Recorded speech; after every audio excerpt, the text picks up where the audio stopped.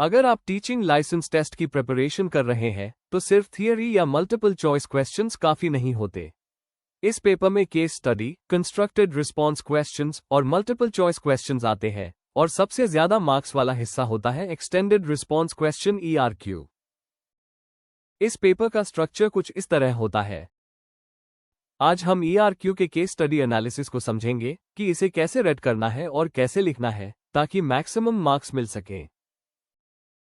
चलिए अब sample paper में दिए गए केस एनालिसिस को पढ़ते हैं। पाकिस्तान के एक देहाती स्कूल में ग्रेड 5 की टीचर मिस ज़ेरा ने देखा कि कुछ स्टूडेंट्स मैथ में लगातार कम परफॉर्मेंस दिखा रहे हैं। इन स्टूडेंट्स का ताल्लुक गरीब और कम वसाइल वाले घरों से है, जहां घर पर पढ़ाई के लिए ज्यादा मदद नहीं मिलती। इस वजह से उन्हें मैथ समझने में मुश्किल होती है। मिस ज़ेरा अपनी पूरी कोशिशों के बावजूद इन स्टूडेंट्स को एंगेज करने और उन्हें क्लास के दूसरे स्टूडेंट्स के बराबर लाने में मुश्किल महसूस कर रही है। उन्होंने अलग अलग तरीके अपनाए हैं, जैसे कि डिफरेंशिएटेड इंस्ट्रक्शन, पीयर ट्यूटरिंग और एक्स्ट्रा प्रैक्टिस एक्सरसाइजेस, लेकिन अब तक कोई ज्यादा बेहतर नतीजा नहीं मिला।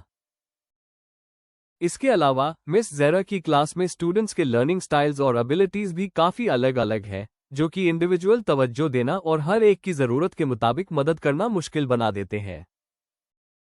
एक एस्पायरिंग टीचर जो लाइसेंस के लिए अप्लाई कर रहे हैं, आप मिस ज़ेरा को इस सिचुएशन को ठीक से हैंडल करने के लिए कैसे एडवाइस देंगे, जबकि क्लासरूम में डाइवर्सिटी है, रिसोर्सेस कम है और स्टूडेंट्स का सोशल बैकग्राउंड भी अलग है। अब जब आपने केस स्टडी पढ़ ली है तो अब आंसर की तरफ चलते हैं। इसका आंसर आप अपने वर्ड्स में इंग्लिश में लिखेंगे। मैं यहां कुछ इमेजेस के साथ उर्दू में आंसर बताऊंगा ताकि इसके पॉइंट्स याद रह सकें। स्टार्ट कुछ इस तरह से प्रॉब्लम बताते हुए करें। मिस ज़ेरा के क्लासरूम का मसला सिर्फ मैथ वीक होना नहीं है, बल्कि स्टूडेंट्स का बैकग्राउंड, मोटिवेशन, लर्निंग स्टाइल और लिमिटेड होम सपोर्ट सब मिलकर परफॉर्मेंस को अफेक्ट कर रहे हैं। रूरल एरियाज में अक्सर बच्चों के पेरेंट्स एजुकेटेड नहीं होते, इसलिए होमवर्क और प्रैक्टिस का प्रॉपर फॉलोअप नहीं हो पाता, जिससे स्टूडेंट्स का कॉन्फिडेंस लो रहता है। इस सिचुएशन को हैंडल करने के लिए मिस ज़ेरा को अपनी टीचिंग को ज्यादा प्रैक्टिकल और स्टूडेंट सेंटर्ड बनाना होगा। सिर्फ बुक एक्सरसाइजेस देने के बजाय मैथ कॉन्सेप्ट्स को डेली लाइफ एग्जाम्पल्स से रिलेट करना चाहिए। मिसाल के तौर पर एडिशन और सब्ट्रैक्शन सिखाते वक्त स्टोन्स, सीड्स या बॉटल कैप्स का इस्तेमाल करके स्टूडेंट्स को गिनना और कैलकुलेट करना सिखाया जा सकता है। जब बच्चे चीजों को हाथ से मूव करते हैं तो उनकी अंडरस्टैंडिंग बेहतर होती है, खास तौर पर उन स्टूडेंट्स के लिए जो बुक्स से सीखने में डिफिकल्टी महसूस करते हैं। क्लासरूम में डिफरेंट लर्निंग लेवल्स को मैनेज करने के लिए मिस ज़ेरा क्लास को स्मॉल मिक्स्ड एबिलिटी ग्रुप्स में डिवाइड कर सकती है। हर ग्रुप में एक रिलेटिवली स्ट्रॉन्ग स्टूडेंट को लीडर बनाया जाए जो वीक स्टूडेंट्स को एक्सप्लेन करे। इस पेयर सपोर्ट से न सिर्फ वीक स्टूडेंट्स को मदद मिलती है बल्कि स्ट्रॉन्ग स्टूडेंट्स की लर्निंग भी रीइंफोर्स होती है। इसके साथ मिस ज़ेरा क्लास के दौरान घूमकर ऑब्जर्व कर सकती हैं कि कौन सा स्टूडेंट किस कॉन्सेप्ट में स्ट्रगल कर रहा है। स्टूडेंट्स की प्रोग्रेस चेक करने के लिए डेली छोटे छोटे ओरल क्वेश्चंस और क्विक क्लास एक्टिविटीज यूज की जानी चाहिए, ताकि तुरंत पता चल सके कि कौन सा कॉन्सेप्ट क्लियर है और कौन सा नहीं। अगर कोई स्टूडेंट गलती करे तो उसे पनिश करने के बजाय पॉजिटिव फीडबैक दिया जाए, जैसे गुड ट्राई या नेक्स्ट टाइम बेटर होगा, ताकि स्टूडेंट डिमोटिवेट न हो।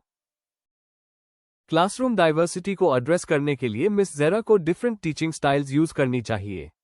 विजुअल लर्नर्स के लिए बोर्ड पर स्टेप्स लिखना और सिंपल ड्राइंग्स बनाना, ऑडिटरी लर्नर्स के लिए कॉन्सेप्ट्स को वर्बली एक्सप्लेन करना और किनेस्थेटिक लर्नर्स के लिए हैंड्स ऑन एक्टिविटीज प्लान करना इफेक्टिव होगा।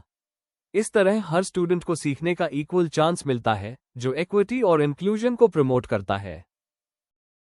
लिमिटेड रिसोर्सेज के बावजूद मिस ज़ेरा लोकली अवेलेबल मटेरियल और पेयर लर्निंग का यूज करके इफेक्टिव टीचिंग कर सकती है।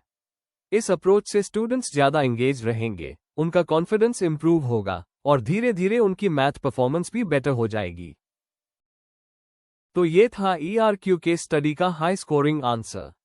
इसी तरह अगर आप कॉन्सेप्ट को समझकर रियलिस्टिक एग्जाम्पल्स के साथ अपनी वर्डिंग में लिखें तो आप इस क्वेश्चन में अच्छे नंबर ले सकते हैं। याद रखें, एग्जामिनर को रट्टा नहीं बल्कि आपकी टीचिंग सोच देखनी होती है। नेक्स्ट वीडियो में हम इसी सैंपल पेपर के कंस्ट्रक्टेड रिस्पॉन्स क्वेश्चंस डिटेल के साथ डिस्कस करेंगे, ताकि आपको शॉर्ट क्वेश्चंस लिखने का भी प्रॉपर पैटर्न समझ आ जाए। अगर वीडियो हेल्पफुल लगी हो तो लाइक और शेयर जरूर करें और चैनल को सब्सक्राइब करें ताकि नेक्स्ट पार्ट मिस ना हो।